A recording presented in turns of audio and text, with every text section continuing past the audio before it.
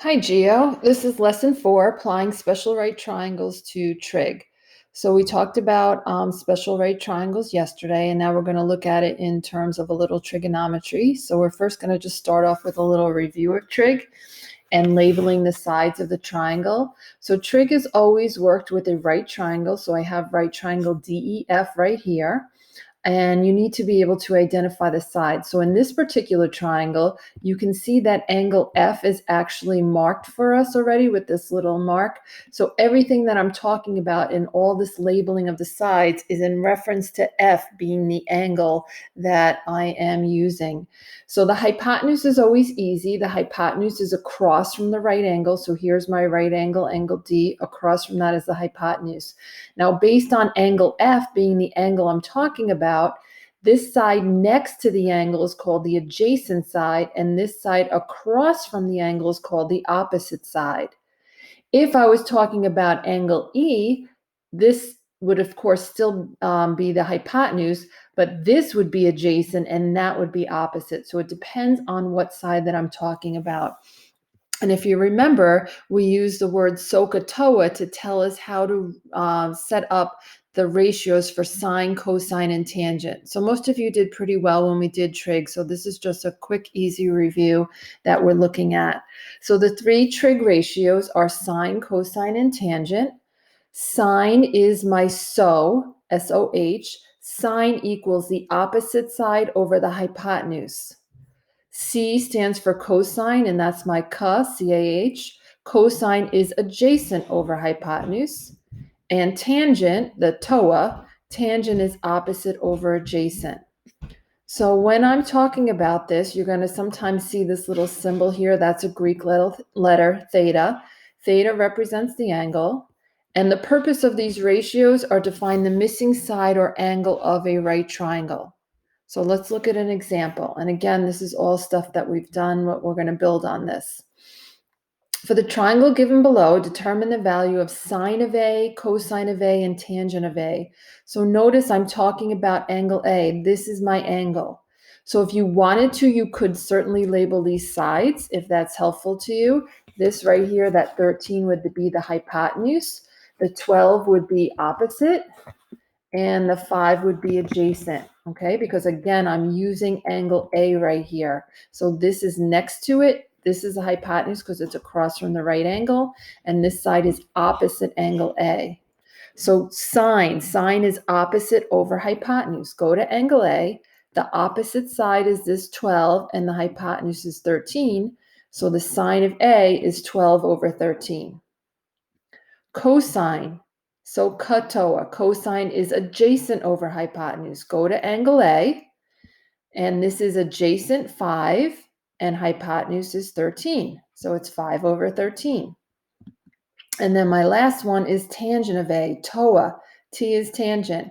Tangent is opposite over adjacent. So go to angle A again. Opposite is 12, adjacent is 5. So I have 12 over 5. So what I'm going to do now is I'm going to do these, but with my 30, 60, 90 and my 45, 45, 90 triangle. Okay. So remember in my 45, 45, 90 triangle, the legs are congruent to each other. This is an isosceles right triangle. These are each one, and my hypotenuse is radical 2. In a 30, 60, 90 triangle, the side across from the 30 is 1. The hypotenuse right here is twice that, 2. And the side across from the 60 is 1 radical 3. I just don't have to write that 1.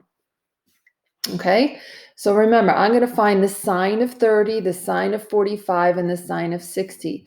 Of course, you can do this in your calculator, but your calculator will not give you an exact answer. Your calculator gives you a decimal answer. So when these are all going to be exact answers, this will be something that you'll have to memorize next year. It's not anything you have to memorize now, of course, but I just want you to be able to see it first. So I'm going to do the sine of 30 degrees. So I go to 30 degrees. I'm looking at this 30 degrees. Sine is SOHCAHTOA. Sine is opposite over hypotenuse. So from this 30 degrees, the opposite side is 1 and the hypotenuse is 2. So again, it's all based on this 30 degrees. Opposite over hypotenuse, 1 over 2. Okay. How about I'll do all the 30 degrees? So let's do the cosine of 30 degrees. So cosine is CAH. Cosine is adjacent over hypotenuse. Go to the 30 degrees. Radical 3 is the adjacent, and 2 is the hypotenuse. So my answer is going to be radical 3 over 2. Now, if you did sine of 30 in your calculator, let me just see what it is. I have a calculator right here. So I'm going to do sine of 30. I'm sorry, sine of 30 we already know is 1/2. I really wanted to do cosine of 130. So if I do sine of 30, I get 0.5, which makes sense because it's 1/2. If I was to do cosine of 30, I get 0.8660. So that's, and it keeps on going on and on. If I was to do radical 3 over 2 in my calculator, okay, so you guys can try this, radical 3, and then hit divided by 2, I get that same number, 0.8660254038, but this is an exact number right here. And then let's do tangent of 30. So tangent is opposite over adjacent. So go to 30. Opposite is 1, adjacent is radical 3. So tangent of 30 is 1 over radical 3. Now remember, we want to rationalize the denominator. I do not want to keep radical 3 in my denominator. So I multiply the numerator and the denominator by radical 3. I'm allowed to do that because radical 3 over radical 3 is really just equivalent, it's equal to 1, so you're not changing the value. But when I do that, I get rid of the radical in the denominator. So 1 times radical 3 stays radical 3. Radical 3 times radical 3 is radical 9, which is a perfect square, which equals 3. Okay, let's stick with the 30, 60, 90 triangle, and let's do the sine of 60. So sine is opposite over hypotenuse. So go to the 60-degree angle. Opposite is radical 3 over hypotenuse is 2.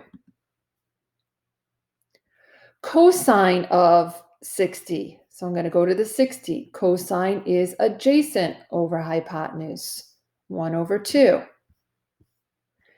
And tangent of 60. I'm still at the 60. Tangent is opposite, which is radical 3 over 1. And there you go. Okay, and this makes sense. You should be familiar with it. Remember, the sine of 30 is actually equal to the cosine of 60. The cosine of 30 is equal to the sine of 60. Now let's look at the 45, 45, 90 triangle. I'm going to do the sine of 45. So go look at the triangle 45. I'm right here at this 45. I could use either one, it doesn't matter. But sine is opposite over hypotenuse. So it's 1 over radical 2. Now I'm going to have to rationalize that denominator because I cannot leave the radical 2 here. Think about how you're going to do that. You're going to multiply the numerator and the denominator by radical 2 because radical 2 over radical 2 is just equal to 1. Now 1 times radical 2 is radical 2. Radical 2 times radical 2 is radical 4, which is a perfect square, which equals 2. Now cosine of 45. Here I am at my 45. Cosine is adjacent over hypotenuse. It's 1 over radical 2. So it's actually going to be the same exact thing as sine of 45. I get 1 over radical 2. I have to rationalize the denominator, so I multiply the numerator and the denominator by radical 2 over radical 2, and that equals radical 2 over 2. All right, and then last one is tangent of 45. Here I am at 45. Tangent is opposite over adjacent. So 1 over 1 is just 1. Okay, these are exact answers. A calculator would give me decimals for them, so that's why I want to keep these radicals. This will be something that you'll work with a lot next year. Now we're just going to play with a little bit of the trig, but I'm not going to give you all of the sides. So sometimes you have to set it up yourself. So question 1 says, if the sine of theta equals 3/5, determine the value of cosine of theta and tangent of theta. So I want you to draw a picture of a right triangle, and remembering that sine equals opposite over a hypotenuse, label the sides of the triangle that you know, and use the Pythagorean theorem to find the missing sides. Okay, so try doing that. Draw yourself a right triangle. Let me draw a right triangle. I'll do this one with you right here. So I have a right triangle. Okay, so there's my right triangle. And I'm actually gonna, just because I have it flipped around the other way, I'm going to flip this around. Okay, so my right triangle is gonna be like right there. I put my right angle over in that corner. Actually, I don't know if I did do that. Let's see what I did. Oh, I put it in that corner. Okay, so let's flip this back. Sorry about that. Here's my right angle. On my paper, I had it the other way. I wasn't sure what I did it. So if I call this theta right here, if this angle right here in the bottom corner is theta, so this angle, all right, is theta. Remember, sine of theta is 3/5. So you have to figure out where to put the 3 and where to put the 5. Sine is opposite over hypotenuse. So from this angle, the opposite is right here and the hypotenuse is right there. Okay, so that's what you're going to do. Now you need to find the cosine and the tangent, so you want to find this missing side right here. Now think about, how do I find the missing side of a right triangle? Well, let me come back here because mine's already done nicely for us. So here's my theta. I put the 3 here and the 5 here because sine of theta is 3/5 and sine is opposite over hypotenuse. I have to find this side right here. So to find the missing side of a right triangle, you're going to use Pythagorean theorem. So I'm going to call this side right down here x, and I'm going to have 3 squared plus 5 squared equals, 3 squared plus x squared equals 5 squared. So 3 squared plus x squared equals 5 squared. Okay, that's just the Pythagorean theorem. When I do the Pythagorean theorem, a squared plus b squared equals c squared. C is my hypotenuse. Now I already clicked this one. 3 squared is 9. 5 squared is 25. Now remember, you're going to solve for x. So your goal here is to get x by itself. I'm trying to find this missing side. Some of you might know this missing side because we talked about those Pythagorean triples already. All right, but I'm going to try and get x by itself. So I'm going to subtract 9 from both sides, and I'm going to get x squared equals 16. And now to get x by itself, I take the square root of 16, and that's 4. So this side right here is 4. Okay, so this is a little bit different. It's not anything too hard, but you have to draw your own triangle and you have to fill in 2 of the 3 sides based on the given, and then you're going to use the Pythagorean theorem to find that missing side. Now that I have the missing side, and again, some of you might have known this because 3, 4, 5 is a Pythagorean triple, I want to find the cosine of theta. Here's theta. Cosine is adjacent over hypotenuse. Adjacent is the 4, and my hypotenuse is 5. And then I want to find the tangent of theta. If you need to write out SOHCAHTOA, you can certainly write out SOHCAHTOA. Tangent of theta. So here's theta. Tangent is opposite, which is 3, over hypotenuse, which is 4. So tangent of theta is 3/4. So again, I told you the sine of theta was 3/5, and I asked you to find the cosine of theta and the tangent of theta. The only way to do that is to draw yourself a right triangle, put the 3 and the 5 in the appropriate places based on the fact that it's sine, and sine is opposite over hypotenuse. Use the Pythagorean theorem to find this missing side, and then once you have that missing side, you can find the other values that they asked you to find. So we're just going to practice that on the other side. If you flip this over, if you want to pause the video and try and do some of these on your own, you certainly can. Okay, so cosine of theta is 2/5. So in every single one of these, you need to really be drawing your own right triangle. Okay, so I'd like you to practice doing that. This one's up here already, but for the rest of them, pause the video and try and draw the right triangle on your own. Now, cosine of theta is 2/5. So if theta is down here in the corner, cosine is adjacent. So I put the 2 right here over hypotenuse. So I put the 5 right there. Okay, so draw your right triangle, Pause the video if you need to. And now you're going to find this missing side. So again, you're going to use the Pythagorean theorem. 2 squared plus x squared equals 5 squared. Let's see where I put that. I wrote x squared plus 2 squared equals 5 squared. The 5 is the hypotenuse. That has to be the side by itself. The 2 and the x, it doesn't matter which order you put it in. Now I'm just going to simplify this. 2 squared is 4. 5 squared is 25. I'm solving for x, so I'm going to subtract 4. And I'm going to get x squared equals 21. And then to get x by itself, I'm going to take the square root of 21. So that's this side right here is square root of 21. Okay, now you have to find the sine and actually this should be tangent. I don't know why that says cosine right there. So let me get rid of that. Let me erase that. So that's going to be tangent. Can I just type right here? Yes. Okay, so that's tangent. So sine, I wrote SOHCAHTOA at the top. So go to your triangle. Sine is opposite over hypotenuse. Here's my theta. Opposite, this is radical 21 over 5. Tangent of theta. Tangent is opposite over adjacent. So go to theta, opposite, which is radical 21, over adjacent, which is 2. Okay, so now that we've done 2, I think you have a better idea of what you're doing. Pause the video, try 3, 4, and 5, and then check your answers.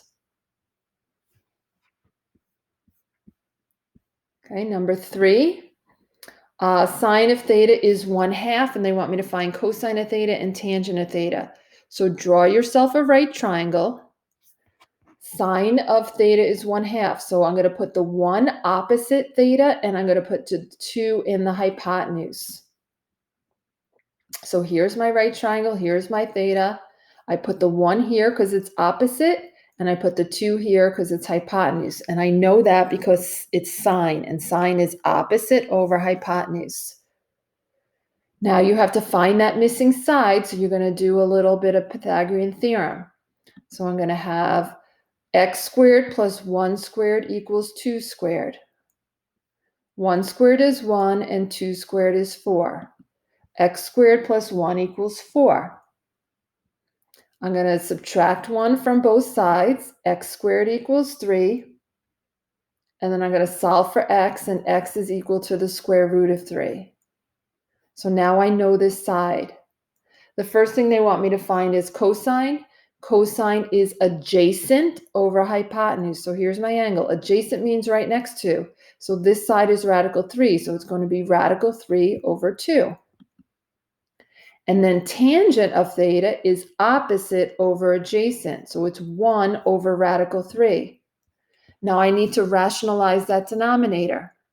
I cannot have a radical 3 here, so I'm going to multiply the numerator and the denominator by radical 3 over radical 3. 1 times radical 3 is radical 3. Radical 3 times radical 3 is radical 9, which is a perfect square, and it equals 3. Okay, we got 2 more to try. Number 4, I have tangent. So tangent of theta is 4/5. Set up your right triangle. Put theta in the bottom corner. Now tangent is opposite over adjacent. So it's going to be 4. I'm going to put in the opposite side and 5 in the adjacent side. So again, here is my triangle. Here is my theta. Tangent is opposite over adjacent. So the 4 goes here, the 5 goes there. I have to find that missing side, which is my hypotenuse. So I use the Pythagorean theorem to do that. And I'm going to have 4 squared plus 5 squared equals x squared. Remember, in this one is a little different. X is my hypotenuse. 4 squared is 16. 5 squared is 25. Now I'm going to add those together. 16 plus 25 is 41. So x squared equals 41. And then I'm going to just solve for x. So x is the square root of 41. Now I can write that on my picture, if you want to write that right there. Sine of theta. Here's theta. Sine is opposite over hypotenuse. So 4 over radical 41. I'm going to have to rationalize that denominator. I multiply numerator and the denominator by radical 41. 4 times radical 41 is 4 radical 41. Radical 41 times radical 41 is just 41. When you multiply a radical by itself, it gets rid of the radical sign. And cosine is going to be similar. Cosine is adjacent over hypotenuse. So here's my angle. Adjacent is 5 over radical 41. But I'm going to need to do the same thing and rationalize that denominator. So I multiply the numerator and the denominator by radical 41. 5 times radical 41 is 5 radical 41. And radical 41 times radical 41 is just 41. Okay? And then we just have one more to try. So if you haven't already, try and set up the triangle before I show you, but it's sine. Remember, sine is opposite over hypotenuse. So when you draw your right triangle, radical 3 is going to go on the opposite side and 2 is going to go in the hypotenuse. So it should look like this. Get rid of this. So here's my angle. Radical 3 is opposite, 2 is hypotenuse. Now I'm going to do the same exact thing that I did before, but I'm going to use my Pythagorean theorem. X squared plus radical 3 squared equals 2 squared. Now what happens when I square radical 3? That's just radical 3 times radical 3 is radical 9, which is a perfect square, which equals 3. Remember, when you multiply, just like up here, when I multiply a radical times itself, it just equals the number. So radical 3 squared just equals 3. 2 squared equals 4. Now I'm solving for x, so I'm going to subtract 3 from both sides. X squared equals 1. And then I have to take the square root. I have to get x by itself, so I'm going to take the square root of 1, and that just equals 1. So now I know this side right here is 1.